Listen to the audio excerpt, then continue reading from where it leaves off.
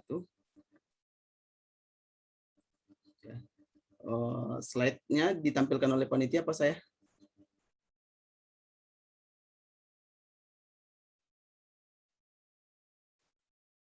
Ya. Alhamdulillahirabbil alamin wa bihi nasta'in ala umur dunya waddin. Wassalatu wassalamu ala asyrafil anbiya'i wal mursalin wa ala alihi wa sahbihi ajma'in. Amma ba'du, ya, puji syukur kehadirat Allah Subhanahu wa taala atas nikmatnya yang tak terkira dan tak mungkin dikira, ya. Karena kita bisa bertemu kembali di kajian ilmiah, ya. Kali ini kita ingin membahas tentang investasi, ya. Tapi sebelum itu saya sapa dulu, ada Pak Dekan, ya. Semoga Allah lindungi Pak Dekan, Allah mudahkan urusannya. Ada Pak Dito juga, semoga diberikan kesabaran untuk mendidik kita semuanya. Kemudian ada Pak Ustadz Ustadz Asep, ya, Asep Syekhul Islam atau Ustadz Mang Amsi, ya. Ahlan wa sahlan bikudumikum ila hada link, ya. Supaya dengan link ini kita bisa belajar banyak dari antum. Baik, teman-teman yang saya banggakan seluruhnya dan asatizah yang tidak saya sebutkan ada di link Zoom ini. Salam takjim dan hormat kami. Terima kasih atas ilmunya selama ini. Baik, teman-teman, ingin saya sampaikan bahwa ini adalah saya inginkan millennial intention in investment. Artinya mungkin bagaimana sih niat atau keinginan investasi bagi seorang milenial. Kenapa milenial? Siapa yang disebut dengan milenial? Milenial itu orang yang lahir pertama kali, yang paling tua, milenial paling tua itu paling senior itu 1981. Alhamdulillah saya katakan bahwa saya masih milenial, tapi milenial paling senior. Saya kebetulan lahir 1981. Sepertinya Mang Amsi juga milenial, ya? Apa 80 lahirnya? Kalau 80 enggak, tapi kayaknya Mang Amsi seumuran dengan saya, ya. 40 tahun, jadi ya termasuk milenial juga. Jadi usikum wa yaya nafsi ini, ya, materi ini bukan mengajari tapi juga sekaligus menasehati diri saya sendiri. Bisa next slide. Ya, pertanyaannya sebenarnya tentang investasi, ya, atau apa, kan pasti kalau kita mau investasi pasti kita harus punya uang, ya. Pertanyaannya, kalau kita gajian atau kita dapat profit penjualan atau kita lagi bekerja dapat upah ujroh gitu, ya. Pertanyaannya, ketika kita dapat uang, mudah mana menyisakan uang atau menghabiskan uang, ya. Mudah mana menyisakan uang atau menghabiskan uang. Saya kayak ke moderator dulu deh. Tahta Asyika, mudah mana menyisakan uang atau menghabiskan uang? Menyisakan uang, Pak. Lebih mudah menyisakan uang daripada menghabiskan uang. Iya, saya lebih mudah menyisakan uang sih. Oh gitu. Oh, ini pertanyaan yang jawaban yang tidak lumrah, ya. Mungkin ada beberapa orang mudah menyisakan uang gitu, ya. Tetapi ada banyaknya orang itu gajinya 10 koma. Gajinya 10 koma, bukan gajinya 10 juta sekian, bukan. Artinya tanggal 10 sudah koma. Tanggal 10 aja sudah koma, berarti kebanyakan orang menghabiskan uangnya. Itu Erika bilang menghabiskan uang lebih mudah, coy. Ya, menghabiskan uang tinggal kita jalan-jalan. Ya, kalau di surah kalau kita kan beda orang Arab, ya. Kalau orang Arab itu digambarkan di surah Quraisy, li'ila fi Quraisy ila fihim rihlatash syita'i was-shaib. Ketika mereka melakukan rihlah, mereka itu akan berniaga. Rihlah mereka itu berniaga, pulang-pulang bawa duit. Beda kalau rihlahnya saya atau teman-teman semua, itu pasti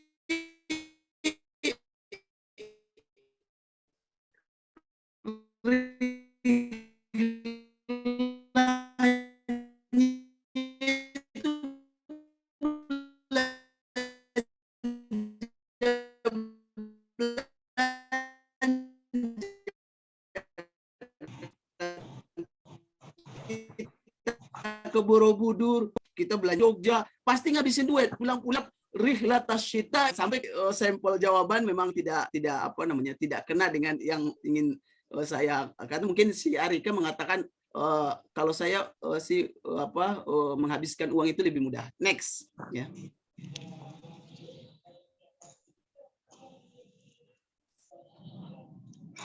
Ya, kalau menurut saya ya yang benar ya menghabiskan uang itu lebih mudah ya.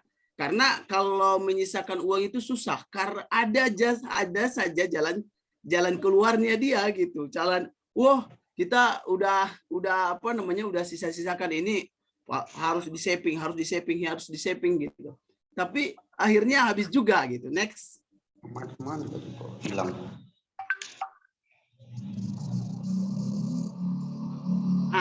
Kalau kita menghabiskan uang itu mudah atau membelanjakan uang itu mudah, berarti kita sudah tahu fungsi uang. Fungsi uang itu ya satu, alat tukar, ya kan, tool of exchange ya. Kemudian dia juga adalah satuan hitung, unit of account ya.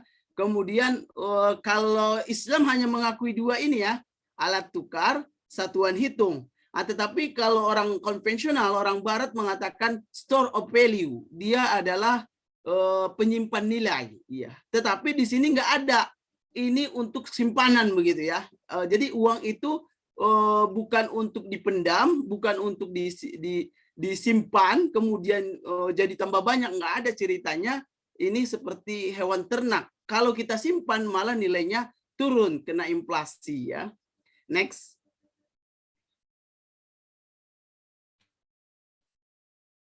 Jadi sekarang pertanyaannya, kemudian kalau kita mengatakan malah mudah untuk menghabiskan uang, caranya sebenarnya bagaimana cara menghabiskan uang yang benar, ya?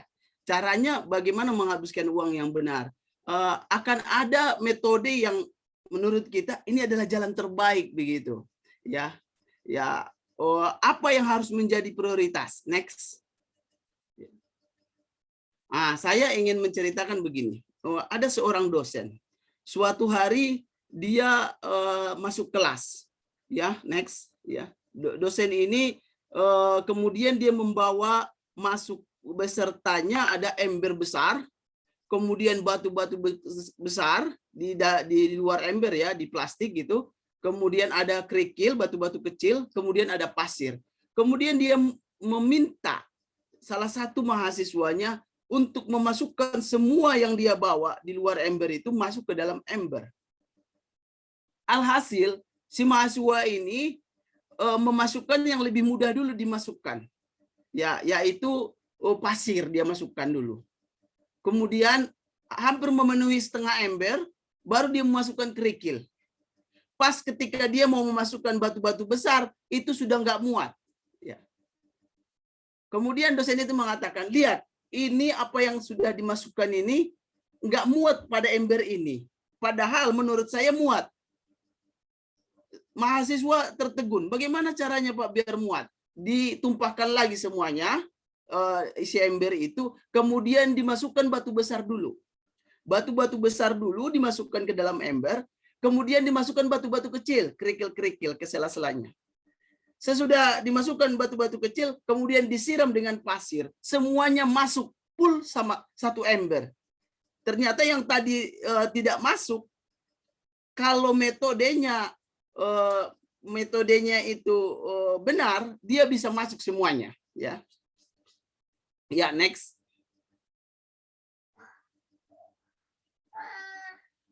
Ya next. Ini udah saya ceritakan tadi, memasukkan ke ember. Ya.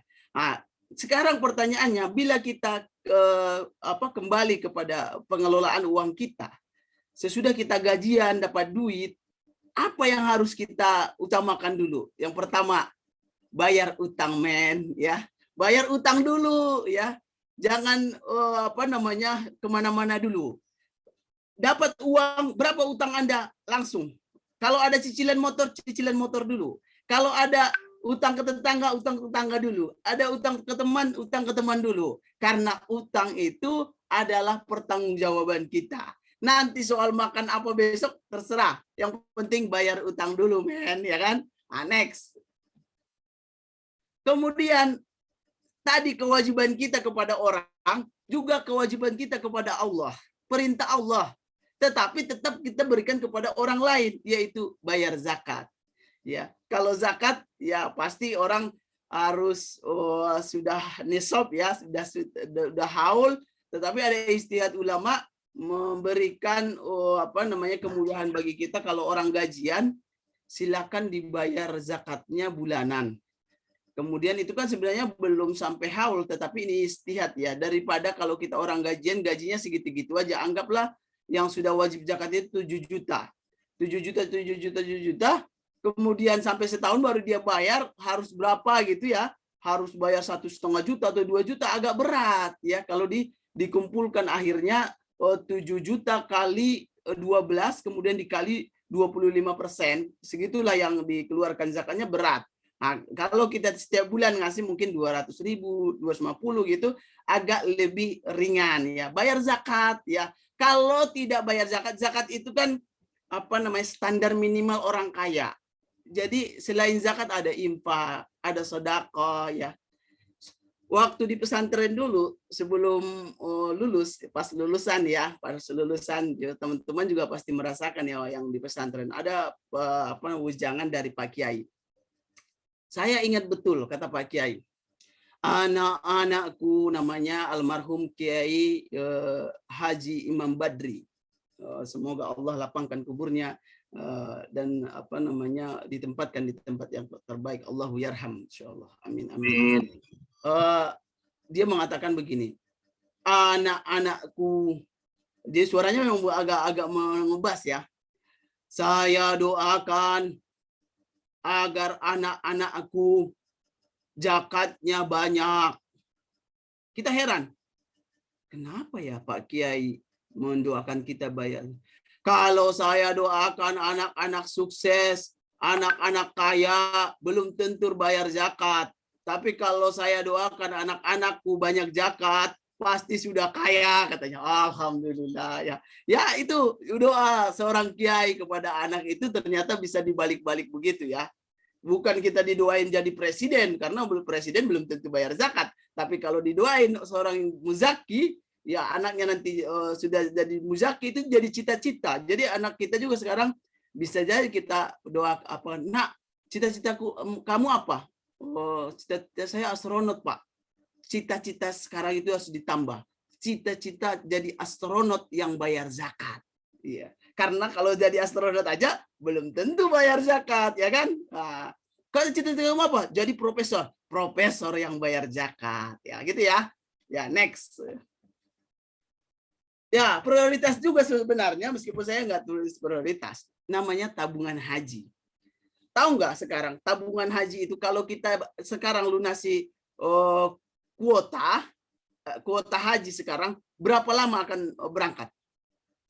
Ya, 18 tahun. Paling cepat itu sekarang. Di mana-mana. Bahkan ada yang 25 tahun. Coba kalau yang daftar udah 50 tahun umurnya. Tambah 18 tahun, 68 berangkat. Udah letih, udah lemah, ya kan?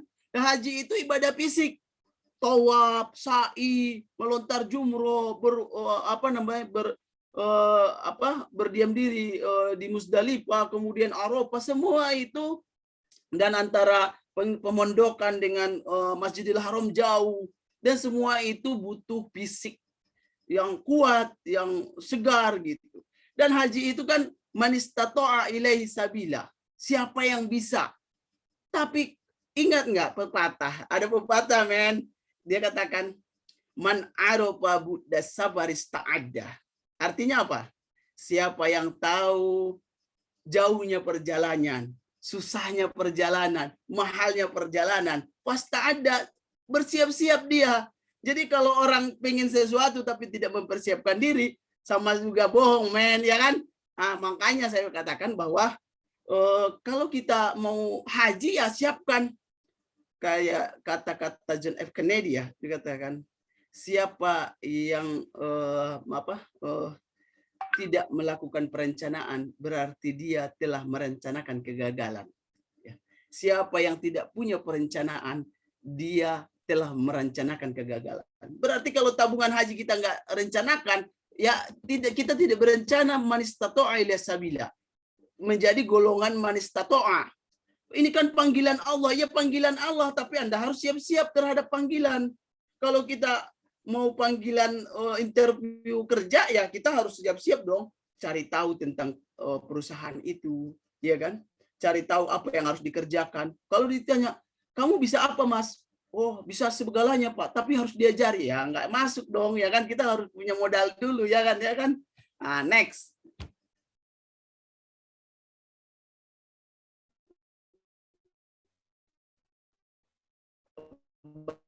Bagaimana investasi sejak dini? Ya seperti teman-teman ini. Justru kalau teman-teman mulai sejak dini berinvestasi, itu kesempatan teman-teman mendapatkan keuntungan jauh lebih tinggi daripada yang sudah berumur seperti saya ini, kemudian memulai investasi. Jaraknya jauh sekali. Value-nya, net value-nya akan berbeda ketika dimulai dari usia mungkin ya sekitar 18, 20, 21 dibanding umur 40 tahun, karena memang step-step langkah daripada credit value-nya akan berbeda ya. Jadi lakukan investasi ya, investasi sejak dini ya. Mulai dari kecil sekali ya sudah dibelajarkan investasi ya. Meskipun kadang kalau memang bukan investasi harus ke saham, enggak, investasi itu banyak ya. Next, coba kita lihat ya. Ya, kita tuh bingung mau investasi apa, bingung gitu. Seperti saya pernah ikut latihan ya, atau seminar tentang bagaimana kita melakukan usaha atau memulai bisnis gitu kan, sering ya kalau ada seminar-seminar motivasi seperti itu. Katanya gini, saudara-saudara, siapa yang siapa yang mau saya kasih modal kerja, maju ke depan. Wah, ada yang maju. Mau dikasih modal berapa puluh juta ini, bingung kan kita. Oh, orangnya maju itu. Pas sudah di depan dikasih uang 1.000 rupiah. Silakan memulai bisnis katanya. Dikasih 1.000 rupiah. Si itu ya termenung. Pak, pakai 1.000 rupiah buat apa, Pak? Nah, ini berarti kamu bingungnya itu dengan 1.000 rupiah mau buat apa? Berarti masalahnya di kamu, ya katanya. Jadi bisnis itu kita mulai bahkan tanpa 1.000 pun bisa. Banyak orang yang kita lihat bisa memulai bisnis tanpa punya modal apa-apa. Ya. Well, mungkin ya kalau nggak punya modal apa-apa dengan apa? Dengan minjam dulu, minjam ke orang gitu kan, kita nggak punya uang itu, kita minjam ke orang baru kita itu. Atau modal wifi tetangga, kita bikin konten wifi kampus gitu kan, kita nggak modal, akhirnya jadi YouTuber, akhirnya banyak transferan dari YouTube gitu ya. Next. Nah, salah satunya yaitu tabungan deposito. Tetapi ingat ya teman-teman, memang ini termasuk low risk ya. Makanya kalau low risk itu ya low return, kalau high risk ya high return. Ya salah satunya yang paling aman ya ini. Tetapi apakah kita tinggalkan yang low risk? Enggak. Sebarlah resiko itu seperti menebar telur di beberapa keranjang. Jangan semua kamu taruh di satu keranjang. Riba, Bang. Kenapa? Riba. Ya, deposito ya, tabungan investasi, tabungan deposito ini adalah tentu ya bukan yang berbasis riba, tetapi deposito syariah ya, yang yang di-create dengan akad mudharabah, musyarakah ya.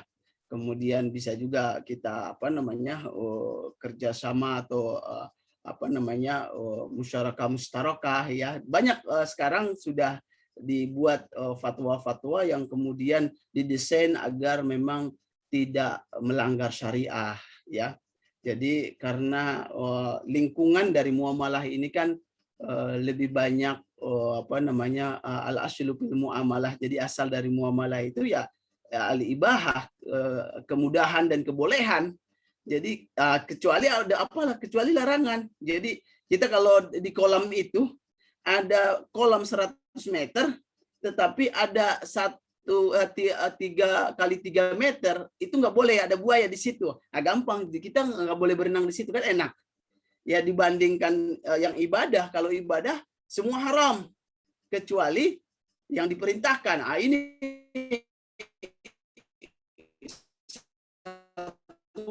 kolam itu buaya gitu, situ nggak bisa berkreasi di dalam ibadah. Tapi kalau di dalam muamalah kita bisa berkreasi selama tidak melanggar syariah. Next. Nah, investasi emas ya, investasi emas ini juga menjadi salah satu pilihan investasi, termasuk keranjang lain ya. Kalau kita bisa apa namanya lihat bahwa investasi emas ini sangat lumayan juga bertahan dan dia selalu up ya nilai investasinya. Next, coba kita lihat ini ya. Ya, next. Nah, jadi investasi itu tahun 2002 itu 85.000 1 gram emas, di tahun 2012 setahun 577.000, di sekarang 965, naik turun ya, masih 800 sampai 900-an, bahkan sampai melebihi 1 juta kemarin ya. Jadi saya lihat si emas ini masih menjadi pilihan ya, apalagi kalau nilai dolar itu agak terguncang waktu tahun 2008 kemarin itu. Saya punya pengalaman beli koin emas itu dinar ya. Dinar itu sampai kalau ditotalkan 180 gram emas dinar. Ya, dinar di Wakalah. Saya sampai jam 10 ya. Oke, sekarang udah jam berapa ya? Jam 9.50, Pak. Oh, 10 menit lagi ya. Oke. Ya. Ya. Oh, baik. 10 menit lagi. Ya, jadi lumayan ini karena dulu saya pernah dapat uang untuk recovery, udah bikin rumah sakit di Aceh ya, di Aceh. Kemudian sisa udah selesai kerjaannya semua, saya mau kembalikan ke Exxon Mobil di apa namanya di kantor pusat di Jakarta, dia nggak bolehin. Udah pakai aja Pak Rusdi, saya waktu itu di dompet duafa. Akhirnya karena memang lagi nggak kita pakai, saya belikan dinar emas. Tetapi itu cuma selang 6 bulan itu 100% itu nilai investasinya, sampai seperti kita dikalikan lipat 2 ya, sampai 2 miliar waktu itu. Padahal uang kita waktu itu beli berapa gitu ya. Itu apa namanya, saya lihat emas ini bagus sekali untuk tetapi memang agak repot nyimpannya. Jadi orang banyak berhemat sambil berhias gitu ya. Kalau untuk perempuan cincin atau kalung gitu. Kalau perlu mudah dijual, juga harganya juga stabil. Next. Ya, salah satunya juga investasi properti ya. Meskipun di era pandemi ini orang nahan beli, tetapi permintaan terhadap ini sebenarnya apalagi sekarang udah mulai longgar, itu mulai itu lagi. Coba kita lihat grafiknya, next. Ya, ini kelihatan ya di 2007 sampai 2016 di indeks harga properti itu selalu stabil naik, trennya naik. Kalau hijau ini sebenarnya dia pertumbuhannya. Ya, meskipun dia harganya tetap, tetapi pertumbuhannya fluktuatif ya dan ekstrim ya. Tetapi namanya ini kan kebutuhan dasar. Jadi kalau mau investasi sesuatu yang dikrit atau menghasilkan, itu adalah kalau bisa pertama harus lakukan, atau mau investasi pabrik atau apa, atau produksi home production, itu dibuat yang kebutuhan dasar manusia. Karena manusia mau nggak mau pasti butuh itu ya. Seperti kalau petani di kampung kan sawah. Kenapa sawah itu masih menjadi tren untuk menanam padi? Karena memang kebutuhan dasar ya. Next. Termasuk properti juga ya. Nah, di sini saya ingin memberi gambaran bahwa kalau investasi di sukuk ya, obligasi syariah atau sukuk tabungan. Jadi sukuk itu ada sukuk retail, kita yang uangnya dikit ya, sukuk retail, sukuk tabungan, kemudian saham ini reksadana sama deposito. Nah, di sini ada kriterianya ya, ada return imbal bagi saya bisa setiap bulan. Kemudian kalau saham hanya dividen, kemudian kalau reksadana kenaikan nilai aktiva bersih, kalau deposito itu bunga, kalau deposito syariah ya dapat bagi hasil ya. Kemudian kalau di pasar sekunder, pasar istilahnya kalau itu pasar barang bekasnya lah antar kita gitu ya, itu ada ya, kalau di sukuk retail itu ada. Tapi kalau di sukuk tabungan nggak ada ya, karena dia bersifat tabungan. Kemudian kalau di saham ada ya, bahkan pasar sekundernya ini kadang melebihi berkali-kali lipat harga sahamnya ya, yang disebut dengan capital gain ya. Kemudian ada reksadananya juga ada pasar sekundernya dan potensi capital gain-nya. Tetapi kalau di deposito nggak ada karena dia berdiam diri di bank itu atau di lembaga keuangan itu, kemudian harus mereka kelola dengan pembiayaan ya. Kemudian jatuh temponya kalau retail 3 tahun, kalau tabungan 2 tahun, tapi kalau yang saham, reksadana sama deposito ya jatuh temponya kalau saham nggak ada, kalau reksadana ada, kemudian deposito ada sesuai dengan sebulan, 3 bulan, 6 bulan, setahun, 2 tahun atau ARO ya, automatic roll over ya. Itu jaminan pemerintah. Ada yang nggak ada itu saham, karena saham ini fluktuatif ya, kemudian paling jaminan dari pemerintah mengawasi ya di OJK ya. Kemudian reksadana tidak ada juga, kemudian kalau di deposito ada maksimal 2 tahun ya, itu di LPS, Lembaga Penjamin Simpanan. Kemudian ada pajaknya juga. Next, itu gambaran sedikit yang mungkin lebih jelasnya nanti dari praktisi Mang Amsi ya, kita dengarkan. Ini sumbernya dari Indo Premier. Next. Ya, kalau dari ininya sebelumnya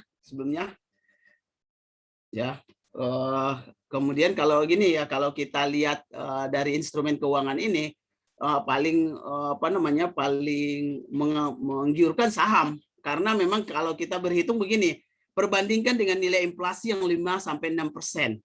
Kalau kita dapat seperti di bank, deposito, dolar atau emas, semua itu kecil ya. Paling obligasi syariah itu rata-rata sekarang 6,4 ya. Tapi kalau di properti lumayan lebih tinggi daripada inflasi ya, 7. Kemudian IHSG sesudah Covid aja 7,2.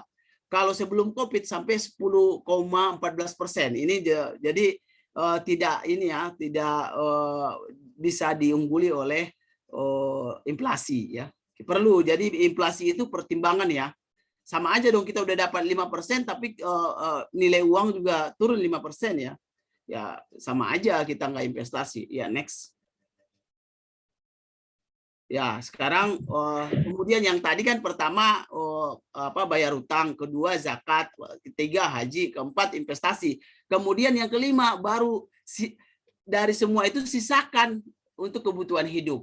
Kemudian kalau kebutuhan hidup, Anda harus bisa atau kita harus bisa bedakan mana needs, mana want. Needs dulu diitukan. Kalau memang masih bisa want, ya want-nya menjadi pilihan terakhir. Dan itu juga harus diistikharahkan. Ya istikharah, ya Allah, ini bagus nggak buat saya, kehidupan saya dan akibatu amri ya kan, untuk masa depan saya. Kalau bagus dan istikharah, ya belilah itu wants ya. Jangan banyak kita lebih mengutamakan wants, akhirnya needs-nya dilupakan. Pas nanti ada kebutuhan, ada yang perlu, akhirnya minjem, malu juga kan? Ya next. Sekarang gini, ini ada 2 contoh ya, 2 contoh. Kalau gajinya 1 juta, kemudian dia bayar untuk kehidupan keinginannya dulu, kebutuhan dan keinginannya di 600. Kemudian bayar cicilan rumah, motor 200. Dia bayar zakat infak 100. Dia sisakan 100. Ini dia mengutamakan lifestyle-nya dulu. Ini kemungkinan bisa saja jadi investasi itu nggak jadi. Karena akhirnya molor atau lebih membengkak kebutuhan hidupnya. Tetapi yang di bawah, kotak yang di bawah, inilah sebenarnya yang harus kita tiru. Karena kebutuhan hidup itu nanti, meskipun sama ya semua nominalnya, tapi kita utamakan dulu yang utama, kemudian yang sisanya. Kemudian yang sisanya itu nanti ternyata banyak pengeluaran, kemudian kita bisa mengatur hidup, makannya nggak usah boros-boros tahu tempe. Ya, ini jadi sesuai dengan ini ya kan, supaya kita bisa lebih berhemat, wala tubadzir tabziro ya. Karena innal mubazirina kanu ikhwana syayatin ya kan, temannya setan ya. Ya makanya sisa untuk kebutuhan hidup needs to one ya kita taruh di paling belakang. Kata bayar dulu semuanya ya kan. Nah, next. Ya, kesimpulannya apa? Kesimpulannya habiskan saja uangmu di jalan yang benar ya. Next. Terima kasih dan saya sebutkan ini tulisan di blognya Ahmad Ghazali. Ahmad Ghazali ini teman saya, lulusan STAN dan dulu pernah kuliah extension di SEBI. Saya dengan beliau saling kenal dan saya terima kasih kepada Ahmad Ghazali yang membuat tulisan dan kemudian bisa saya sampaikan di forum ini. Jazakallah ala husni istimaikum, astaghfirukum. Allah muwafiq ila aqwamit thariq. Wassalamualaikum warahmatullahi wabarakatuh. Waalaikumsalam warahmatullahi wabarakatuh. Terima kasih untuk Bapak Rusdi Hamka Lubis atas pemaparan materinya.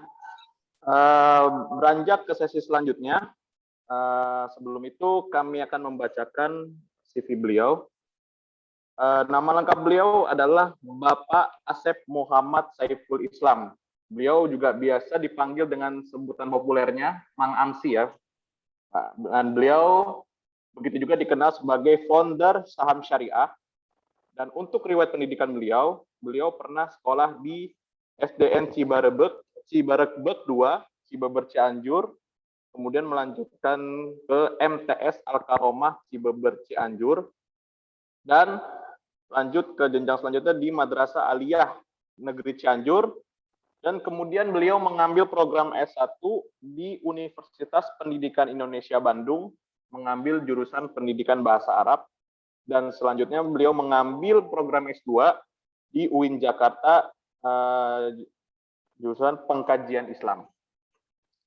Kemudian beliau memiliki beberapa karya ilmiah tentang saham syariah, yang diantara lain adalah buku Saham Para Master Bay5000.com terbitan Brilian Surabaya pada tahun 2015. Dan kemudian ada buku Saham Syariah Kelas Pemula terbitan Alex Media Kopetindo pada tahun 2020. Mungkin itu saja CV beliau. Beranjak kita langsung saja untuk Bapak Asep Muhammad Saiful Islam. Waktu dan tempat kami persilahkan.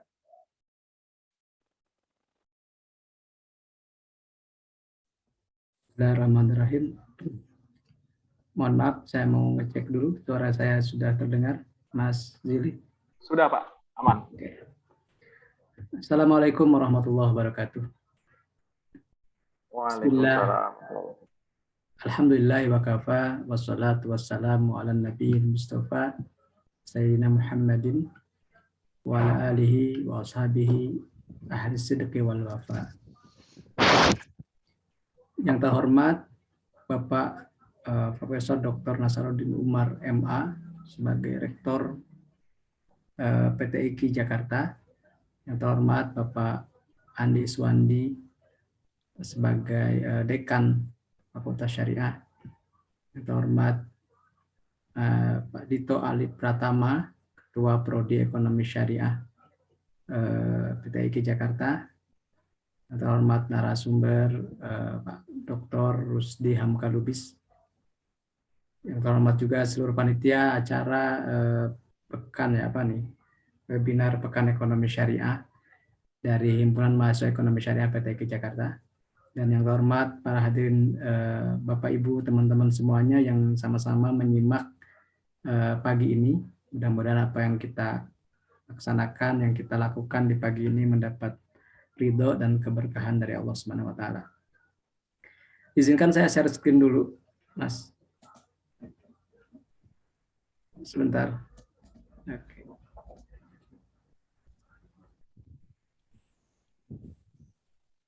Apakah sudah muncul? Sudah ya.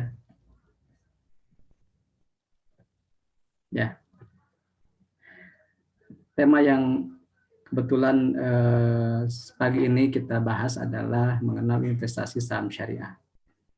Tadi Pak Dr. Rusdi di awal sudah menjelaskan mengenai jenis-jenis investasi yang bisa kita pilih sebagai sarana untuk mengembangkan dan menumbuhkan aset kita di masa depan. Saya juga mungkin sekaligus mengklarifikasi, memang saya dengan Pak Rusdi ini sama-sama milenial, angkatan perbatasan ya, angkatan perbatasan. Kalau jadi Pak Rusdi ini senior saya sebenarnya secara usia. Saya baru menginjak 40 tahun secara ofisialnya tahun depan, Pak. Oke. Siap, siap. Jadi ya beda dikit lah, beda setahunan. Dan teman-teman kaum milenial ini sebenarnya salah satu spesies langka ya, kalau saya sebut ya Pak Dr. Rusdi gitu. Karena kita mengalami seluruh perubahan teknologi yang ada gitu. Jadi kalau sekarang anak-anak yang lahir setelah tahun 2000-an itu native digital. Sementara kita di yang angkatan 80-an itu belajar digital gitu, belajar dari mengenal komputer yang masih WordStar gitu, Windows-nya, kemudian 3.1, kemudian Windows 98, kemudian sampai sekarang. Dari mulai sebelum ada handphone, kemudian ada HP-nya yang segede-gede apa gitu besar, dan sampai sekarang smartphone. Bahkan sekarang udah banyak yang smart lainnya.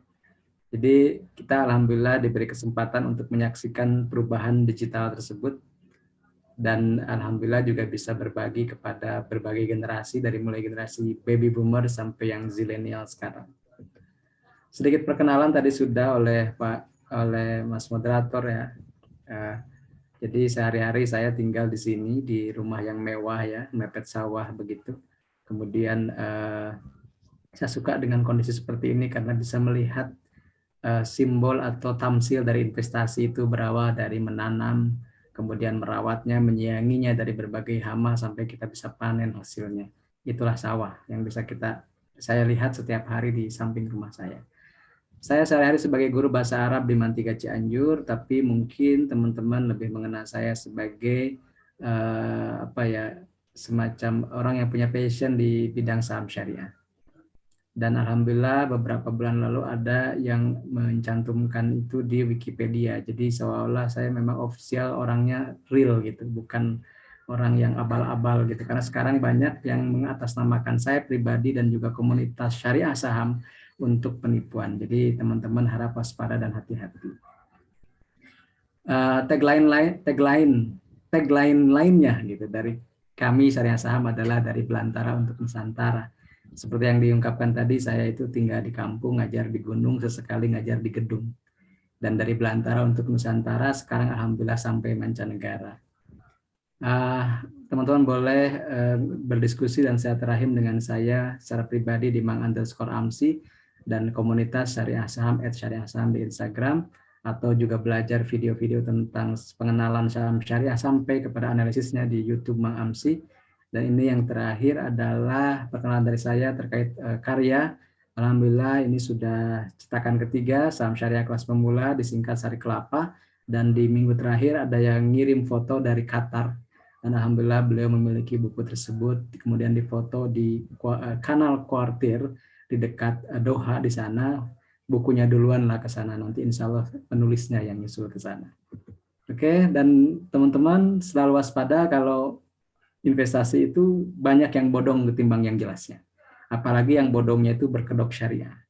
Karena ada di situ misalnya mencatat nama ulama, mencatat nama tokoh agama, kita jangan lantas percaya.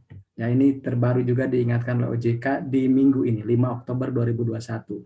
OJK minta waspada investasi bodong berprinsip syariah. Karena itulah penangkalnya ada dalam diri kita. Syariah saham pun sudah banyak disalahgunakan untuk penipuan. Apakah secara komunitas syariah sahamnya atau mengatasnamakan saya, namanya Mang Amsi, fotonya foto saya, bahkan ada foto dengan istri saya seperti itu, dan itu disalahgunakan di Telegram. Maka teman-teman pastikan kalau di Telegram itu @mangamsi, @syariah saham, tidak ada selain itu. Kalau ada selain itu @mangamsi01, mangamsi.id, mangamsi apapun, itu adalah semuanya palsu. Ya. Kenapa kita harus berinvestasi? Ya, halo. Karena inflasi itu sesuatu yang tidak bisa kita lawan. Bang. Gitu. Sesuatu yang tidak bisa kita lawan karena selalu ada setiap tahun. Yang bisa kita usahakan adalah investasi melawan atau bisa mengungguli inflasi. Nah, sebelum ke sana, untuk menangkal investasi bodong, pastikan 3L. Halal, legal, logis ya. Halal, legal, logis ini kita kalau misalnya ingin mengetahui apakah investasi tersebut halal, cari di izin DSN MUI-nya seperti apa atau BPOM-nya gitu, apakah sudah ada atau belum tersertifikasi di pasar di DSN MUI. Kemudian kalau legal, teman-teman juga bisa cek izin OJK-nya atau izin perusahaannya, izin Dephokham-nya seperti apa. Nah, yang dua ini sebenarnya orang bisa kadang lolos ya, yang dua ini kadang lolos gitu. Artinya dia percaya karena ada lihat ada semacam sertifikat palsu dari MUI, orang langsung percaya. Sertifikat palsu dari OJK, orang langsung percaya. Dan biasanya di sini juga ada orang yang kalau sudah ketahuan atau sudah mengetahui bahwa ini adalah palsu juga langsung tinggalkan. Tapi ketika masalah logis, di sini banyak yang masih terjebak. Kenapa? Karena logis ini masalah psikologis juga. Bukan sekadar logis rasionalnya, tapi juga psikologisnya. Orang itu secara naluriah memang serakah. Ya. Kalau misalnya ditawari sesuatu yang menggiurkan, dia langsung secara impulsif ingin menanamkan modal, ingin langsung ikut. Nah, sekarang modus yang digunakan oleh para penipu adalah dengan menjanjikan keuntungan cepat di waktu yang singkat. Kalau menjanjikan hal tersebut, yakinkan itu adalah sesat. Gitu ya. Jadi kalau ada yang menawarkan investasi dengan imbal hasil cepat di waktu yang singkat, yakinlah itu investasi yang sesat. Nah itu ya, itu saya ungkapkannya hari pagi ini tuh ada ungkapan seperti itu ya. Jadi yakinlah yang investasi yang benar itu butuh waktu dan proses. Investasi yang legal itu butuh sesuatu yang kita harus pelajari lebih dulu. Tapi kalau misalnya yang instan-instan itu biasanya juga instan selesainya. Apalagi yang berbasis money game. Money game itu tidak digunakan uangnya sama pengelolanya pun sudah pasti rugi, apalagi kalau digunakan. Sudah banyak contoh, First Travel dan yang lainnya. Itu adalah money game dan skema Ponzi. Dia hanya memutarkan uang dari nasabah atau dari membernya, kalaupun tidak digunakan dia akan kolaps. Gitu. Ketika misalnya jumlah member yang di atasnya itu lebih banyak dibanding jumlah member yang di bawahnya setelahnya. Apalagi kalau dipakai foya-foya dan itu pasti kolaps. Ya. Nah, makanya ketika mulai investasi kita harus pastikan bahwa kita harus punya GT-Man dulu ya. GT-Man itu bukan merek underwear dari Ricky Putra Globalindo, kode sahamnya Ricci, bukan gitu.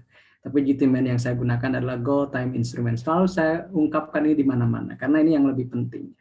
Goal itu tujuannya kita mau naik haji, kita mau kuliah lagi, kalau ada mahasiswa misalnya kita mau nikah dan yang lainnya gitu ya. Kemudian juga waktunya berapa lama dari sekarang. Misalnya saya naik haji 10 tahun lagi, saya menikah 2 tahun lagi, saya S2 5 tahun lagi, saya pensiun 20 tahun lagi. Misalnya yang agak panjang itu pensiun biasanya. Nah, kemudian setelah menentukan tujuan dan time frame, maka yang terakhir adalah instrumennya. Instrumen yang dipilih itu apa? Apakah misalnya yang cocok itu adalah rumah, properti, kemudian emas, atau reksadana, atau bahkan saham. Maka yang paling penting setelah kita mengetahui bahwa waktu adalah sahabat utama investasi, maka usia itu sangat berpengaruh pada asumsi hasil. Semakin dini memulai, ya, saya suka ungkapan ini. Semakin dini memulai, semakin ajaib hasilnya, atau hasilnya semakin aduhai gitu ya. Semakin dini memulai, asumsinya semakin aduhai. Nah, itu juga ungkapan yang baik nih, harus diingatkan ya. Jadi kita lihat ya di sini, kalau misalnya ada 500.000 per bulan menyisihkan, kemudian return rata-rata investasinya 15% per tahun, misalnya di reksadana campuran atau di saham, maka pada usia 60 tahun ketika dia pensiun dan dimulai dari usia 20 menabungnya, maka asumsi hasilnya bisa nembus 11,5 miliar. Tunda 5 tahun tinggal 5,7 M. Tunda 30 tinggal 2,8. Tunda lagi tinggal terus tergerus. Artinya variabel investasi yang sangat berimbas kepada asumsi hasil, bukan besaran investasinya yang 500.000, karena ini bisa naik dari 500 jadi 1 juta jadi 5 juta, atau returnnya yang berubah-ubah ada 15%, kadang bisa 20%, kadang turun jadi 5%. Tapi yang lebih penting dan yang tidak bisa diulang adalah waktu. Dan waktu itulah yang dimiliki oleh adik-adik mahasiswa sekarang. Itulah waktu. Saya dengan Pak Rusdi, Ustadz Rusdi, itu sudah kalah 20 tahun ya. Udah kalah lebih dari 20 tahun saatnya gitu. Kalau saya memulai sekarang, itu sudah kalah saatnya 20 tahun. Saya punya simulasi dan bisa dibaca di buku Sari Kelapa tadi ya, Saham Syariah Kelas Pemula. Bahkan ketika ada anak 20 tahun, ada pemuda yang usia 20 tahun, kemudian dia menabung selama 10 tahun saja di awal, dari 20 sampai 30 tahun, kemudian setelah itu dia tidak menabung lagi, tidak berinvestasi lagi, itu masih jauh lebih besar asumsi hasilnya ketimbang yang mulai dari usia 30 tahun dan rutin sampai pensiun. Artinya waktu memang variabel yang ajaib dan unik dalam investasi yang tidak bisa diulang. Maka ada benar kata Warren Buffett ketika dia mengatakan, saya mulai beli saham ketika usia 11 tahun. Dan saya menyesal kenapa tidak sedini, tidak lebih muda dari itu. Warren Buffett yang akhirnya jadi orang terkaya di dunia, sempat menjadi orang terkaya di dunia, pun menyesal ketika dia mulai beli saham usia 11 tahun. Apalagi saya yang mulai beli saham usia 25 tahun. Maka untuk mengobati kekecewaan saya terhadap investasi atau terhadap pengetahuan tentang investasi, maka saya tanamkan investasi ke anak-anak saya sejak mereka 0 bulan. Bahkan ketika mereka sebelum sempat belajar bicara, saya ajarkan mereka dengan cara membuatkan tabungan. Keempat anak saya memiliki tabungan pendidikan dan juga tabungan reksadana dan saham. Kenapa? Karena mereka sekarang udah ada yang terbiasa. Kalau punya lebih uang, mereka beli saham lewat saya. Karena mereka belum punya KTP, semuanya belum punya KTP. Jadi mereka kumpulkan uangnya. Karena yang saya bangun tuh mindsetnya, bukan akunnya. Akun gampang dibuat belakangan, tapi mindset itu yang harus ditanamkan. Maka anak saya nggak biasa jajan banyak. Nggak biasa kalau dikasih uang itu foya-foya. Tapi dia sisihkan sebagian besarnya, bukan setengahnya lagi, bahkan sebagian besar dari yang dia miliki, itu buat beli. Pak, ini nitip buat beli sudah muncul. Pak, ini nitip buat beli Wijaya Karya Gedung. Saya bukan kasih stock pick nih ya, tapi ini contoh aja. Dan saya buktikan kalau di feed Instagram teman-teman ikuti saya atau follow misalnya feed saya selalu sering menyebutkan bahwa saham saya ini aja gitu, saham saya ini. Dan itu kebanyakan titipan anak-anak saya. Jadi intinya mereka punya tabungan sejak dari kecil. Nah, kalau misalnya teman-teman sudah tertarik investasi, yang lebih penting adalah bukan investasinya, tapi mengenali risikonya. Kita ini lebih cocok di mana sih sebenarnya? Apakah saham, apakah reksadana, ataukah misalnya properti, atau juga bahkan emas? Nah, itu yang bisa menjawab adalah teman-teman sendiri, bukan orang lain. Maka kita sebut dengan risk profile ya. Profil risiko ini lebih penting dikenali ketimbang memilih saham atau memilih instrumennya itu sendiri. Risk profile itu kita bisa membaginya menjadi 4 biasanya ya. Defensif atau very konservatif, kemudian konservatif, kemudian moderate, dan agresif. Nah, teman-teman ada di mana bisa dicek dengan risk profile assessment yang tadi, yang ini. Biasanya ditanyakan usianya bagaimana, menakar berapa siap rugi, berapa tahun ke depan mau disimpan investasinya. Jadi semua kita bisa jawab sendiri. Nah, kemudian kalau sudah ditemukan, oh saya ini konservatif, oh saya ini adalah moderate, oh saya ini adalah agresif, maka nanti teman-teman bisa memetakan kemana saya harus menyimpan instrumen investasi saya. Kemana, jenis mana yang saya pilih sesuai dengan profil risiko. Nah, di sini yang kita lihat bahwa yang merah semuanya itulah yang berisiko tinggi, dan itu biasanya orang agresif. Kalau yang ada effortnya low, kemudian return-nya medium, itu biasanya untuk yang agak moderate. Kalau yang di bawah, low, bisa, itu adalah yang konservatif. Maka konservatif ini disarankannya hanya dana pensiun, tabungan pensiunan, kemudian misalnya ini yang agak mendingan pakai sukuk atau obligasi ya. Kemudian ini reksadana, ini ETF, reksadana yang bisa diperjualbelikan di pasar saham. Kemudian ada saham dan cryptocurrency, ini paling dominan paling risky ya, paling berisiko. Oke. Nah, kemudian setelah itu kita masuk ke pasar modal syariah di Indonesia. Saya yakin kalau ini bicaranya di depan para ahli ekonomi dan juga ahli fikih, saya nggak akan banyak bahas ya. Jadi intinya begini, di Indonesia itu pasar modal syariah sudah dipayungi oleh regulasi dan juga fatwa. Regulasinya itu berdasarkan Undang-Undang Nomor 8 Tahun 95 dan Undang-Undang Nomor 21 Tahun 2011, tahun 95 tentang pasar modal, tahun 2011 tentang OJK. Dan kalau kita kembalikan ke fikih, maka kegiatan pasar modal syariah itu lebih ke fikih muamalah. Dan fikih muamalah itu kan membolehkan sesuatu sebelum ada dalil yang mengharamkannya. Kemudian juga ini sudah saya bahas tadi ya, kegiatannya berdasarkan undang-undang dan fatwa. Setelah itu juga kita lebih dirinci lagi peraturannya dengan POJK, dari mulai penerapan prinsip syariah sampai persyaratan reksadana. Silakan nanti dibaca oleh teman-teman. Saya kira sudah banyak yang paham tentang ini.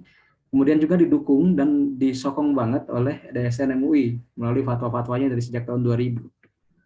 Ya, dari mulai tahun 2000 sampai 2020 itu sudah banyak fatwa yang berkaitan dengan pasar modal syariah. Produk dan layanan yang ada pun sudah sangat variatif, dari mulai sukuk, saham syariah, reksadana syariah, EBA syariah, dire syariah, dan efek syariah lainnya yang selalu terus dikembangkan menjadi inovasi baru di pasar modal syariah.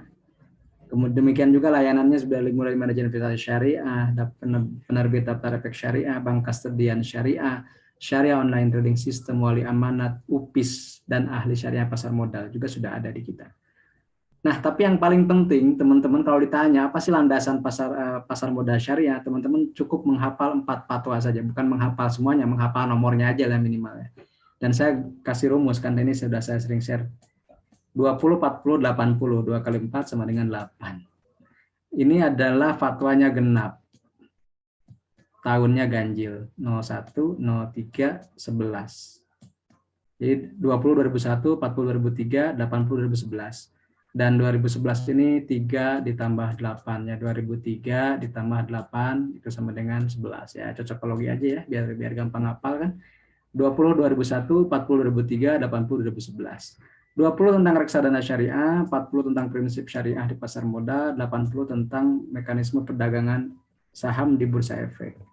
Nah, yang terbaru adalah karena saya mau menjelaskan saham itu nomor 135 tahun 2020 tentang saham. Silakan nanti dibaca dan dipelajari dari mulai definisi sampai kriteria dari saham syariah itu sendiri seperti apa. Nah, kalau teman-teman sudah berminat untuk menjadi investor saham syariah dan sesuai dengan profil risikonya, maka teman-teman tinggal menjadi investor saham syariah. Kalau yang baru misalnya membuka rekening efek syariah, kalau yang sudah jadi investor sebelumnya tapi ingin khusus syariah, tinggal menambah formulir tambahan untuk rekening khusus syariah. Apa sih yang membedakan dari yang lainnya? Pertama, di situ akan ada sistem online trading syariah yang melarang margin trading, short selling. Bedakan short selling dengan short term trading, nanti kita diskusi. Kemudian berbasis uang tunai, kemudian juga dipisahkan portofolionya, hanya bersih saham syariah dan tidak bisa dagang, tidak bisa jual beli saham non syariah. Di kita sudah ada 17 perusahaan atau broker yang sudah melayani sistem online trading syariah, meskipun beberapa masih ada dalam proses perpanjangannya. Kemudian juga untuk bank kasedian atau RDN-nya sudah ada BSI, BCA Syariah, Permata Bank Syariah, CIMB, dan Bank Sinarmas. Nah, kalau teman-teman masih bingung apa sih yang bisa saya cari saham apa aja untuk bisa dibeli ya, karena itu saham syariah, kita dari Syariah Saham, dari komunitas membuat satu layanan, teman-teman boleh cek nanti syariahsaham.id/cek saham syariah, atau teman-teman cek di Google. Di mesin pencari, ketikan kata kunci cek saham syariah. Itu insya Allah masuknya ke landing page yang kita buat dari Syariah Saham. Dan kita pernah diliput oleh Kumparan di bulan Agustus kemarin. Jadi supaya memudahkan bagaimana sih teman-teman bisa ngecek saham syariah atau tidak. Misalnya kalau nanti teman-teman ketikan ASI di landing page tersebut, maka akan warnanya merah. Kalau warna merah berarti tidak masuk daftar efek syariah. Kalau warna hijau seperti TLKM ini, maka akan disebutkan ini sebagai saham syariah. Jadi kalau gampang dari warna aja sudah langsung terpisah. Kalau hijau adalah saham syariah, kalau merah berarti saham yang bukan saham DES ya. Nah, apa saja sih risiko investasi di saham syariah? Pertama, tentunya capital loss. Capital loss itu kita kehilangan modal karena menjual di bawah harga beli gitu ya. Misalnya beli 1.000 jual 800 ya, itu rugi ya. Tapi kalau nggak dijual yang namanya floating loss, loss yang mengambang, belum direalisasi. Tapi kalau dijual berarti kita nyata keruginya gitu. Jadi kalau ingin tidak rugi ya simpan aja sampai balik lagi ke harga 1.000. Kemudian juga tidak bagi dividen, tidak semua saham bagi dividen. Saya pernah riset dari tahun 2017 yang membagi dividen itu tidak lebih dari setengahnya. Kalaupun ada yang lebih dari setengahnya, dari setengah yang ada di bursa maksudnya, itu pun nilai dividennya hanya 2,5 sekian persenan rata-rata per tahunnya. Kemudian risiko berikutnya keluar dari daftar efek syariah. Ini khas risiko untuk saham syariah. Karena bisa saja dalam periode sekarang masuk saham syariah, tapi periode berikutnya dikeluarkan. Contoh Astra Internasional sekarang sedang tidak syariah. Jasa Marga misalnya sedang tidak syariah. Kemudian Garuda, Krakatau Steel juga sedang tidak syariah. Mungkin karena utangnya membengkak seperti itu. Kemudian ada juga suspensi, artinya perdagangannya dihentikan karena ada faktor lain, misalnya karena ada berita negatif tentang perusahaan tersebut dan yang lainnya. Kemudian juga sahamnya dikeluarkan dari bursa karena tidak mematuhi aturan bursa efek. Dan terakhir dilikuidasi, bangkrut, atau misalnya di go private. Kemudian apa sih strategi yang bisa kita lakukan sebagai pemula? Pertama adalah mulai dari modal yang terjangkau. Jangan gunakan uang dapur. gunakan uang nganggur. Nah, gitu. Jangan gunakan uang dapur, gunakan uang nganggur. Kalaupun hilang, teman-teman nggak ngecebur. Gitu. Nah, kemudian habiskan modal awal itu, misalnya saya kalau mahasiswa 50.000 lah atau 100.000 gitu. Nah, 100.000 itu habiskan untuk STMJ. Apa itu STMJ? STMJ itu setor, tarik, membeli, jual gitu. Biar pas aja kalau menjual kan M ya. Saya buat J-nya aja. Store, tarik, membeli, jual gitu. Jadi kenapa? Kan hanya 4 itu yang kita lakukan sebagai investor atau trader saham. Kita hanya menyetor uang, kemudian menarik kalau butuh, deposit dan withdraw kalau istilah aplikasinya, kemudian membeli saham dan menjual saham, hanya itu saja. Nah, setelah itu kita baru pelajari analisis fundamentalnya bagaimana, teknikalnya bagaimana, money manajemennya bagaimana. Nah, kita harus terus upgrade juga skill kita selanjutnya karena setiap tahun itu berbeda, selalu ada ilmu baru di pasar modal yang harus kita adaptasikannya. Kemudian ini tips dari saya, tips G2 untung saham. Ini pasti untung, teman-teman. Saya yakin 100% untung. Jualah saham Anda di atas harga beli dan fee transaksi, maka profit adalah keniscayaan. Silakan buktikan nanti. Jualah saham Anda di atas harga beli dan fee transaksi, maka profit adalah keniscayaan. Nah, tapi untuk bisa menganalisis bagaimana saham yang bagus itu kita butuh fatamma. Maka lengkaplah, itu bahasa Arabnya. Fatamma, maka lengkap sudah. Apa itu? Fundamental analysis FA-nya, technical analysis TA-nya, dan money management MMA-nya. Di syariah saham kita sudah punya namanya fitur Fatamma ini dalam satu aplikasi, dalam satu page ya, dalam satu site gitu. Maka teman-teman tinggal masuk ke yang tadi ya, ke cek isi atau cek saham syariah, ketikan sahamnya, maka nanti muncul ada di sini nih. Cek Fatamma untuk saham ini yuk, fundamental, teknikal, hitung money management. Di situ teman-teman bisa melihat ininya saham syariah atau tidaknya. Kemudian bisa masuk ke fundamental untuk melihat laporan keuangan seperti apa 5 tahun terakhir, kemudian bisa masuk chart ya untuk teknikalnya, dan money management ini yang lebih penting. Teman-teman bisa merencanakan kalau punya modal 10 juta, sahamnya apa, siap rugi berapa, titik belinya di mana, siap ruginya di mana, maka muncul berapa lot yang bisa dibeli. Kita usahakan semua investor dan trader saham bisa melakukan semuanya dengan mandiri. Terima kasih, ini saya. Dan silakan teman-teman boleh cek di link tree saya untuk link-link atau sosial media yang saya gunakan. Bisa fitur cek saham syariah, bisa YouTube dan seterusnya. Terima kasih atas perhatiannya. Mudah-mudahan apa yang saya sampaikan hari ini bermanfaat dan kita berdiskusi di sesi tanya jawab. Mudah-mudahan bermanfaat. Allahumma muwaffiq ila aqwamit thoriq billahi fisabilil haq. Wassalamualaikum warahmatullahi wabarakatuh.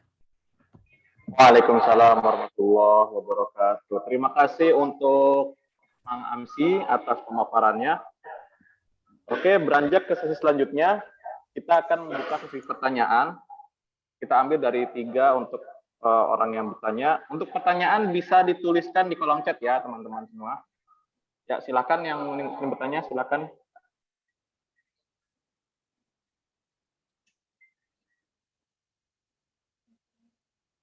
Oke, ini ada pertanyaan pertama dari Hilal Al-Ambia Universitas Jambi. Izin bertanya kepada Pak Rusdi, sebagai seorang mahasiswa, apakah yang bisa dilakukan untuk meningkatkan tingkat literasi dan melek investasi di kalangan masyarakat pada umumnya dan di kalangan milenial khususnya? Ya, bisa dijawab Pak Rusdi, silakan. Baik, langsung saya jawab aja ya. Terima kasih Hilal Al-Ambia atas pertanyaannya. Saya gampang aja sih jawabnya. Ikuti konten dari Mang Amsi itu aja ya. Itu literasi udah literasi karena itu yang saya lakukan. Kemudian saya juga lagi ngikutin supaya kita banyak bikin konten juga tentang itu. Jadi totok tular aja selama itu tidak melanggar plagiarisme, kemudian ada reprasa, kemudian dilakukan tidak melakukan plagiat dan menyebutkan sumber aslinya ya nggak masalah ya Mang Amsi ya.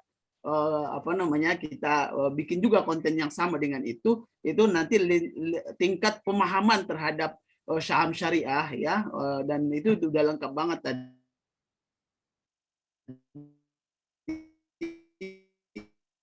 Jadi sekarang apa namanya literasi atau mengeluarkan buku tentang saham syariah ini, tapi masih jauh lah ya, masih ada 10% bukunya, ada 90% lagi effort saya untuk bisa meningkatkan literasi ya. Ada satu buku tentang melek investasi saham syariah ya, atau apa namanya perencanaan keuangannya.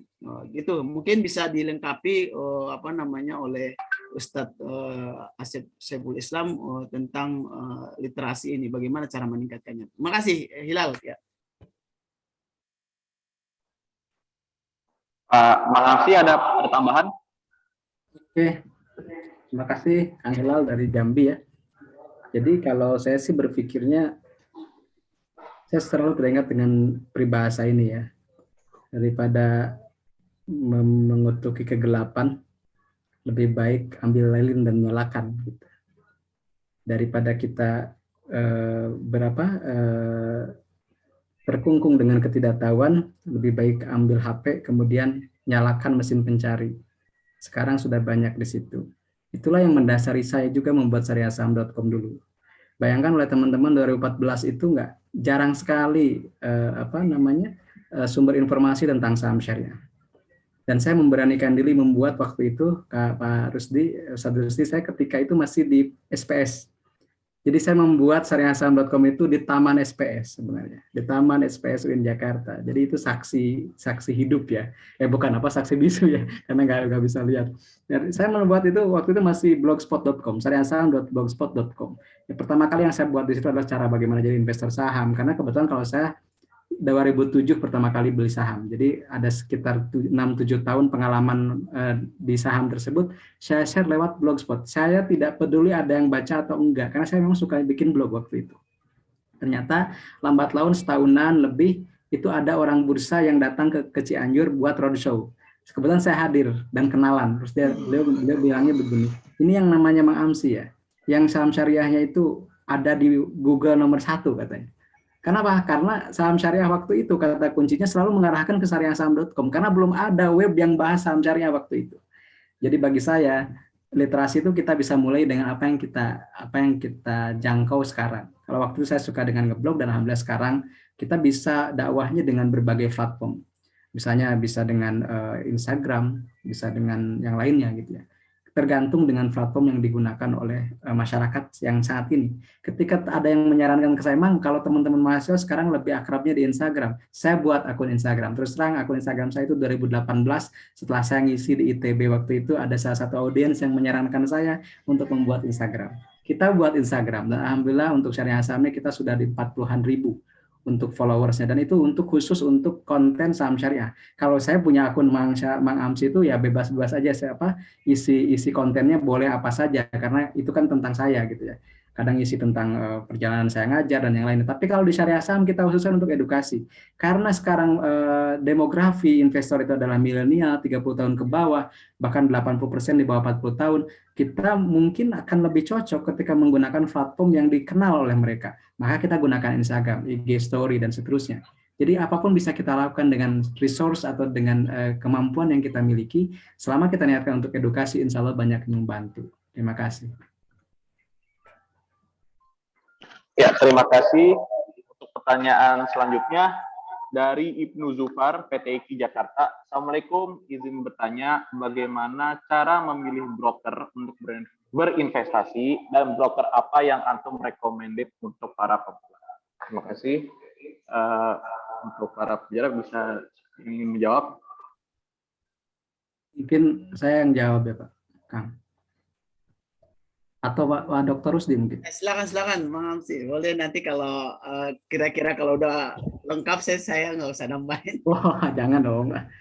Saya kan di sini hanya sharing pengalaman dan pengamalan. Ya, monggo Pak. Jadi tadi untuk Kak Ibnu Zufar ya, kalau misalnya mencari broker, kebetulan saya pernah bikin video. Jadi saya share aja link videonya. Pertanyaan yang sering diungkapkan di webinar itu saya rangkum jadi konten video, Mas Jili. Jadi supaya orang bisa cari gampang carinya. Nah ini saya share ya. Jadi nanti saya bikin short linknya supaya ngingetnya gampang. s.id/SOTS1, s.id/SOTS2. Di situ dijelaskan secara rinci, karena kalau dibahas ini mungkin waktunya terbatas. Misalnya memilih broker itu apa sih yang harus diutamakan? Misalnya MKBD. MKBD itu apa? Modal kerja bersih di setor. Itu berapa minimalnya? Karena kalau misalnya di bawah minimal akan ditegur dan mungkin akan dibekukan izin usahanya. Nah, itu dari awalnya dari situ dulu. Kemudian misalnya dari sisi fee-nya bagaimana? Saya bandingkan beberapa broker yang sudah memiliki sistem online trading syariah. Yang nanti teman-teman bisa simak di YouTube-nya s.id/SOTS1. SOTS itu kan sistem online trading syariah. Sampai ke sosial medianya saya bahas. Karena kalau sekarang namanya broker nggak ada sosial media, nggak ada Instagram, popularitasnya kurang. Kemudian engagement-nya kurang dengan nasabah itu. Bagaimana keamanan secara sosial medianya juga dibahas, saya bahas di situ, kehati-hatian kita dalam memilih broker seperti apa. Jadi lebih jelasnya silakan nonton di YouTube video tersebut, karena itu akan lebih jelas, lebih detail, dan saya pakai data, data-data dari broker tersebut. Mungkin itu, Kang. Untuk Pak Rusdi mau tambahan? Ya, ya kalau ini apa namanya, bagaimana cara memiliki broker itu ya, kalau saya sih ada juga seperti ini, ulasan-ulasan dari user ya, menjadi penting untuk kita, samalah kayak dengan semua aplikasi jual beli ataupun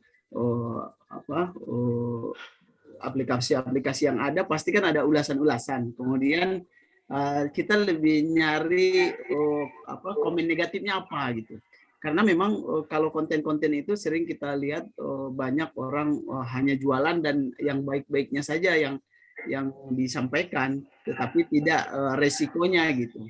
Banyak juga orang-orang yang akhirnya seakan-akan agresif, tapi yang tadi pakai uang dapur, akhirnya brokernya itu tidak ngasih advice bahwa kalau profilnya seperti itu harusnya jangan ngambil segitu gitu. Jadi kadang akhirnya kepake uang yang harusnya dipergunakan untuk yang kebutuhan utama, tapi akhirnya diinvestasikan rugi gitu. Jadi kalau contohnya Indo Premier ya kan lumayan bagus tuh ya, yang iPod syariahnya gitu. Kemudian ada yang lain lah banyak, silakan nanti kita lihat di linknya Mang Amsi, dan mudah-mudahan juga mohon doa saya bisa ngikutin jejak Mang Amsi untuk bikin konten-konten seperti itu ya, karena kalau dilihat dari kepakaran dan juga sudah terbiasa dengan investasi saham ya, saya masih tarik ulur ya, termasuk saya yang moderat atau di bawahnya lah gitu, jadi nggak terlalu agresif. Saya cuma sering usahakan juga kalau kita pemula, kalau saya lihat reksadana ya, reksadana syariah, terus juga kemudian yang di backup oleh perbankan ya, jadi saham-saham anak-anak perusahaan perbankan begitu. Itu aja dari saya. Allah. Ya, terima kasih Bapak Rusdi Amkalubis. Untuk pertanyaan selanjutnya ini dari Imam Asri ya. Izin bertanya kepada Mang Amsi, terkait dengan saham syariah, apakah diperbolehkan membeli saham dengan metode beli pagi dan jual sore, atau bisa dikatakan sistem trading harian? Dan apabila boleh alias tidak haram, landasan apa dalam Islam sebagai dasarnya? Oke, terima kasih Mas Kak Imam ya, Kak Imam Asri. Jadi ini yang sering kita sebut sebagai BPJS, Mas Kak. Jadi BPJS itu beli pagi jual sore. Beli pagi jual sore ini ya, kalau ditanya apakah boleh, ya boleh gitu. Kenapa? Kemudian ditanya apakah landasan hukumnya? Landasan hukum di Indonesianya itu adalah Fatwa nomor 80 tahun 2011 tentang penerapan mekanisme, saya sampai lupa judulnya, panjang itu, mekanisme perdagangan efek bersifat ekuitas di pasar reguler. Kalau nggak salah seperti itu, panjang banget judul fatwanya. Ya, beda dengan fatwa nomor 135 tahun 2020 itu sangat milenial judulnya. Fatwa 135 2020 tentang saham, cuma satu kata, tentang saham. Tapi kalau yang 2011 itu panjang, tapi landasan short term, nah ini bedakan antara short term trading dengan short selling. Short selling itu kita jual barang yang belum kita punya. Jual barang yang belum kita punya. Artinya kita minjem duitnya ke sekuritas pakai utang margin yang ada bunganya. Itu nggak boleh kalau short sell. Tapi kalau short term trading, itu artinya kita jual saham kita dengan tempo yang singkat. Gitu. Nah, maka di sini dijelaskan bahwa dalam jual beli saham itu tidak ada batas minimum holding period. Tidak ada batas minimum periode kepemilikannya. Selama sudah match dan itu bukan uang dari utang sekuritas, karena teman-teman gini, kalau teman-teman bukan di SOTS atau di sistem online trading syariah, teman-teman tuh ditawari untuk bisa margin sampai 3 kali lipat modal. Misalnya modal kita 10 juta, kita bisa belanja sampai 40 juta. Tapi kalau yang namanya sistem online trading syariah itu cash basis transaction, transaksinya hanya berdasarkan uang kas yang ada. Kalau saya punya uang 1 juta, kemudian belanja 1.100.000 rupiah, itu pasti ditolak sistem. Transaksi Anda terindikasi riba. Kenapa? Karena pasti akan minjem utang dari sekuritas yang berbasis bunga. Seperti itu. Tapi kalau kita beli sahamnya ABCD nih, beli saham ABCD pagi nih, jam 9 tadi kita beli saham ABCD di harga 1.000. Ternyata siangnya melonjak ke 1.050, katakanlah seperti itu. Sudah naik 5%, ini kayaknya udah gede nih untung saya, ya udah bisa dijual sorenya. Kenapa? Karena ketika kita match antara membeli satu saham dari pihak lain, itu sudah match secara sistem di JATS, Jakarta Automated Trading System, itu sudah jadi milik kita secara prinsip qabad hukmi. Sudah menjadi milik kita, karena namanya sudah berpindah, nama kita. Kalau teman-teman nanti praktik di online trading, kalau saya punya online trading, itu namanya sudah nama kita. Oh, saya beli saham ABCD, namanya nama saya, Asep Muhammad Saiful Islam. Itu sudah milik saya. Nah, ketika sudah saya miliki, saya boleh jual kapan aja. Dan itu kisahnya banyak tuh. Misalnya ada yang sahabat yang menjualkan kambing temennya gitu kan, baru nggak sampai sehari udah laku. Itu kan boleh. Kenapa? Karena sudah diamanatkan, ini sudah boleh. Jadi istilahnya barangnya itu dititipkan gitu. Kalau ini kan bukan dititipkan lagi, bahkan ini sudah milik kita. Secara mekanisme elektronik itu sudah milik kita. Buktinya apa? Ketika nanti di sore hari itu ada confirmation letter, ada semacam form konfirmasi dari sekuritas atau dari broker bahwa kita tadi sudah membeli. Itu form tertulisnya memang sore hari gitu, setelah tutup pasar. Tapi ketika online, ketika live itu juga sudah match, sudah milik kita. Itulah yang landasannya saya punya kutipan fatwanya adalah saham yang sudah dibeli boleh dijual kembali, gitu, boleh dijual kembali di hari yang sama dengan asas prinsip qabad hukmi, meskipun mungkin secara penyelesaian butuh waktu administrasi beberapa jam kemudian atau beberapa hari. Jadi secara kepemilikan sudah berpindah, meskipun secara administrasi itu masih diurus. Wallahu a'lam. Ya, terima kasih untuk Mang Amsi. Karena waktu sudah mepet ya, sudah sedikit. Kita ambil satu pertanyaan lagi. Ini dari Erika Paramita. Assalamualaikum, saya Erika Paramita di Malang. Izin bertanya kepada Mang Amsi, apa tips untuk melakukan investing dan trading secara berkala, Mang? Bagaimana mengatur akun sekuritas untuk investasi dan trading? Dan selanjutnya, apa hukumnya jika membeli saham berdasarkan analisa dari stok analis dan kita belum terlalu paham untuk melakukan analisa mandiri secara fundamental dan teknikal? Mohon penjelasannya, hatur nuhun, Mang Amsi. Siap, Mbak Erika, terima kasih. Mbak Erika ini audiens setia nih, setiap ada webinar selalu ikut. Terima kasih, Pak. Jadi yang pertama, tips melakukan investing dan trading secara berkala, itu pertama ya, kalau mengatur akun investing berarti harus punya dua gitu. Punya dua akun, yang satu sekuritas, itu untuk investasi, yang satu untuk berdagang saham. Karena beda mindsetnya ya. Kalau investing itu kan based on fundamental analysis, kalau berdagang itu technical analysis. Nah, tipsnya bagaimana ya? Kalau misalnya untuk investasi berarti kita pilih saham yang kira-kira 10 tahun ke depan, atau kita punya target misalnya keuangan, tujuan keuangannya 20 tahun ke depan sampai pensiun, kira-kira yang 20 tahun ke depan masih eksis itu apa? Dari situ ya. Kira-kira yang masih eksis itu apa? Dan kita bisa lihat dari sejarah ke belakang atau prospek ke depan. Itu fundamental. Kalau buat nabung, mostly harus fundamental yang kita pegang gitu. Karena kalau yang berdasarkan rumor-rumor yang sifatnya temporer, nanti juga kita akan terseret dengan yang lainnya gitu. Tapi kalau misalnya kita sudah memahami, sudah mempelajari, menakar misalnya nilai wajarnya berapa tahun kemudian labanya akan sekian, itu fundamental. Fundamental itu buat nabung. Kalau buat trading, kita lihat aja chartnya, pergerakan harganya secara sejarah itu kalau misalnya sudah nembus sekian, dia akan mantul. Nah itu kan adalah trading ya.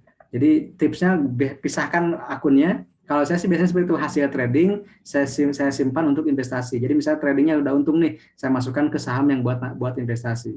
Misalnya tradingnya ya di saham apa aja yang misalnya kira-kira sedang ramai, yang penting saham syariah.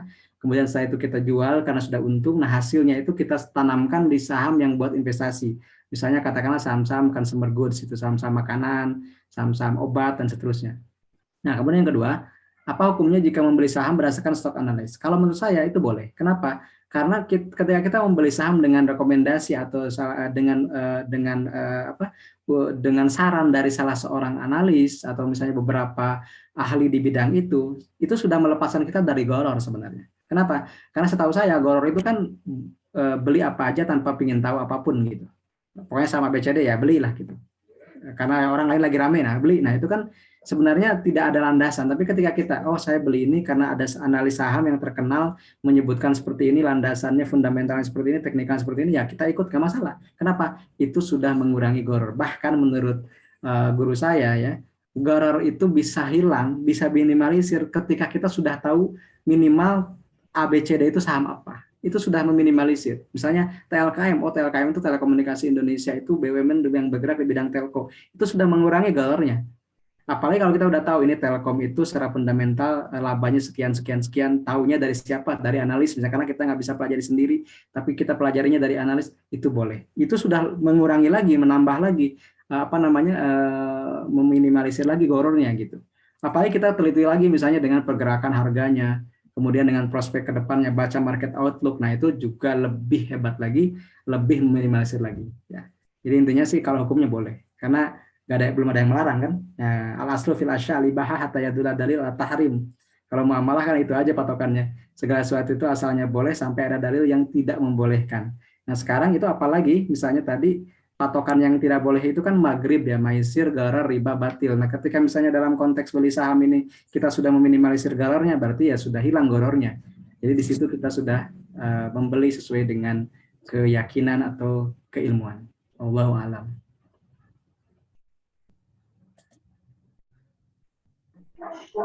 Oke, terima kasih untuk mengamsi. Untuk pertanyaan terakhir ya. Saya Farel Febrianto dari Fakultas Syariah Kaprodi Ekonomi Syariah Institut PTQ Jakarta. Izin bertanya Ustadz, di masa pandemi tahun belakangan ini serta pada saat ini, apakah masyarakat Indonesia masih banyak yang belum berminat untuk investasi karena minimnya pengetahuan tentang investasi itu sendiri? Atau bahkan sebaliknya, dengan adanya pandemi justru minat masyarakat untuk berinvestasi malah meningkat dengan adanya PSBB dan terbatasnya ruang gerak masyarakat. Bagaimana Ustaz tanggapannya perkembangan investasi di masa pandemi pada saat ini, dan bagaimana tugas kita sebagai mahasiswa untuk bisa meyakinkan masyarakat untuk berinvestasi pada masa pandemi ini? Terima kasih Ustaz.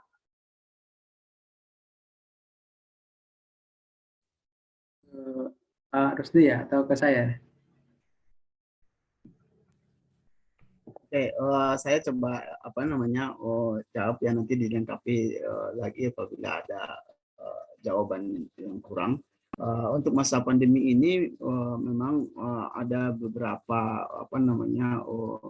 penurunan ya minat orang berinvestasi karena memang terbatasnya ruang gerak, PSBB, PPKM. Tetapi ketika dilonggarkan ya, sekarang kan udah mulai dilonggarkan nih, itu udah melonjak lagi ya. Jadi kita bisa pantau setiap hari ya dengan kemudahan informasi media sekarang ini. Sekarang udah mulai bergerak ya. Dan juga orang sebenarnya kalau di PSBB ini juga ada ada yang bilang bahwa ternyata orang karena banyak memegang media sekarang, laptop dan WFH, justru lebih sering memantau perkembangan itu. Jadi katakan ada yang secara fundamental ya tetap dia bertahan lah kalau itu. Tapi kalau saya lihat sih kalau sektor perbankan ya, di sektor perbankan agak turun ya, karena memang ada kredit macet atau pembiayaan bermasalah itu meningkat. Tapi kalau di sektor-sektor kesehatan itu sepertinya malah bisa mengcover yang lemah ya, apa yang di sektor-sektor lemah. Kemudian saham-saham di kesehatan ini rupanya berkali-kali lipat melonjak, jadi agak bagus dan agak tertutupi. Kalau kita mau lihat reportnya itu ada di OJK ya, OJK itu bisa di-download, kita lihat, saya baca begitu, apa namanya, ternyata sektor kesehatan meskipun ada musibah, tapi bagi orang lain itu tidak selalu jadi musibah, jadi faedah gitu, apa namanya, masuk ibu kaumin indah kaumin fawaid ya. Jadi kalau ada pandemi, jangan heran ada orang yang apa namanya merana, tetapi ada orang yang dapat untung. Ya kayak kita kalau sakit kan kita sakit nih, tetapi dokter untung ya kan. Ya kemudian samalah dengan orang-orang kesehatan, produksi obat itu, dan itu tercover ya, hampir IHSG juga stabil. Yang tadi saya katakan masih returnnya masih 7%-an ya rata-rata tahunannya ya. Jadi awalnya memang menurun kalau dibandingkan sebelum COVID 10%-an ya. Mungkin bisa ditambahkan Bang Hamsi. Wallahu alam. Ya, terima kasih Ustaz. Jadi izin saya share screen sedikit ya. Ini data yang kita dapat dari KSEI terbaru bulan Agustus kemarin ya. Jadi secara pertumbuhan investor justru kita mengalami signifikan. Jadi dibanding tahun 2020 akhir, jumlah investor pasar modal kita tumbuh 57%, kemudian untuk reksadana tumbuh 72%, untuk saham 59%, dan untuk sukuk 22%-an. Kemudian dari sisi demografinya ini yang menarik ya. Ini yang menarik bahwa yang menjadi investor sekarang itu usianya itu berada di kisaran 30 kurang, di bawah 30 tahun itu 59%. Kemudian dan 31 sampai 40 itu 22%. Artinya dari dua kelompok usia ini, dari mulai di bawah 40 tahun itu ada sekitar 80%. Maka 80% investor sekarang adalah milenial dan zilenial. Karena itulah kalau kita ingin mengedukasi mereka, maka gunakanlah platform yang sesuai dengan yang mereka gunakan. Kita bandingkan dengan data Hotsuite, data Dedi Sosial misalnya, platform apa yang mereka gunakan saat ini. Ternyata itu kan yang pertama YouTube, kemudian YouTube, Instagram, kemudian yang baru masuk adalah TikTok. Nah itu juga menjadi lahan untuk berdakwah kita di sana tentang pasar modal syariah. Jadi kalau kita lihat sisi pertumbuhan dari sisi jumlah investor itu mengalami pertumbuhan yang signifikan. Kenapa? Karena di masa pandemi orang itu coba-coba belajar hal lain. Salah satunya adalah belajar investasi. Dan ketika belajar investasi itu mereka akan cari yang bisa online. Maka mereka mulai mencari misalnya tentang saham online, reksadana online, saham syariah online, dan bahkan di bulan Juli kemarin jumlah investor saham syariah itu untuk kali pertama menembus batas psikologis, angka psikologis 100.000 orang. 100.221 lebih tepatnya di bulan Juli. Itu hanya terjadi di masa pandemi. Artinya benar kata Ustadz tadi, masa pandemi ini adalah masa keberkahan, atau saya sebutnya investasi di masa pandemi itu malah bersemi. Nah, jadi bersemi ketika masa pandemi. Mungkin itu yang bisa saya share. Terima kasih. Assalamualaikum warahmatullahi wabarakatuh. Ya, terima kasih atas jawaban semua jawabannya. Semoga apa yang dipaparkan oleh beliau-beliau hebat ini bermanfaat bagi kita semua dan bisa kita aplikasikan di kehidupan sehari-hari kita. Untuk ntar door prize ya, door prize yang pertanyaan terbaik akan kita umumkan ya di grup.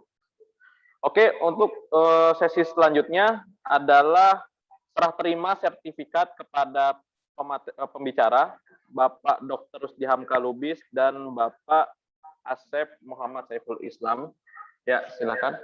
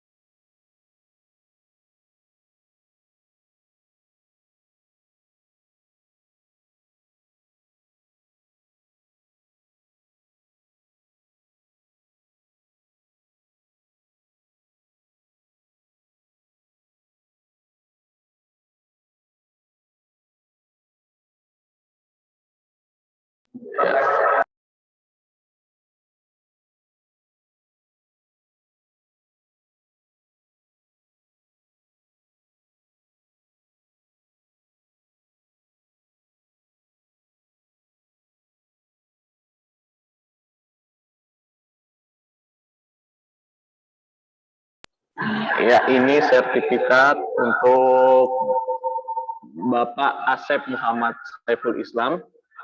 Untuk sertifikat ntar kami serahkan ntar mungkin via chat atau ntar via email ya Ustaz ya. Ya, terima kasih Ustaz.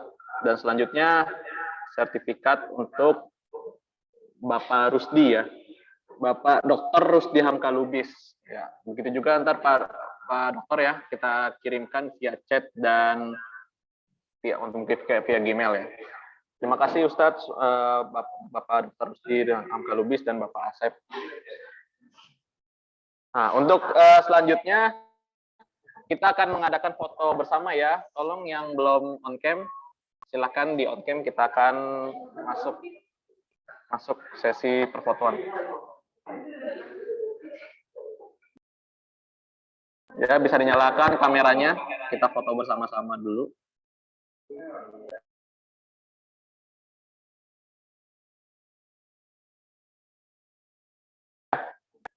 Ya, 1, 2, 3. Ya, sekali lagi bagian selanjutnya kita bagi 1, 2, 3. Oke, selanjut lagi ya. 1, 2, 3. Ya, lanjut. Kita foto lagi bagian selanjutnya. 1, 2, 3. Ya, terima kasih. Terima kasih semuanya. Untuk acara selanjutnya, saya serahkan kepada pembawa acara. Assalamualaikum warahmatullahi wabarakatuh. Terima kasih kepada moderator. Baiklah, yang terakhir, mari kita tutup acara ini dengan membaca Alhamdulillah. Alhamdulillahirrahmanirrahim. Wassalamualaikum warahmatullahi wabarakatuh. Waalaikumsalam warahmatullahi wabarakatuh. Terima kasih Pak. Terima kasih Ustaz Rusdi. Ya, makasih Terima Ustaz. kasih Ustaz.